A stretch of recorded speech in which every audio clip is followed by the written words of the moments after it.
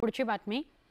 मोठी वर्दळ असलेल्या बदलापूर रेल्वे स्थानकालगतच्या रस्त्यावर पावसाळ्यामध्ये मोठमोठे खड्डे पडलेले आहेत। या खड्ड्यांमध्ये पावसाचं पाणी साचतं आणि मग वाहन चालकाबरोबरच बदलापूरकरांना सुद्धा येता जाताना प्रचंड त्रासाला सामोरं जावं लागतं।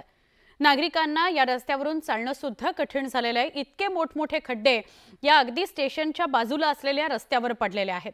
या रस्त्याचा आढावा घेतला आमचे प्रतिनिधी गणेश मंजुळा अनंत यांनी। पाऊस सर्वत्र सुरू झालाय, मात्र या पावसानंतर शहरातील रस्त्यांवर खड्डे पडले नाही तर नवलच आहे। बदलापूर शहरात देखील मोठ्या प्रमाणात पाऊस पडतोय, कधी रिमझिम तर कधी पावसाच्या मोठ्या सरी बरसत आहेत आणि त्यामुळे आपण पाहू शकतो की बदलापूर शहरातील काही भागांमध्ये रस्त्यांवर मोठमोठाले खड्डे पडलेले पाहायला मिळत आहेत। प्रशासन कधी पावसाळ्यापूर्वी किंवा पावसानं जर ओढ दिली तर या ठिकाणी खड्डे बुजवताना दिसतं, मात्र सध्या खड्डे बुजलेले आपल्याला दिसत नाहीयेत।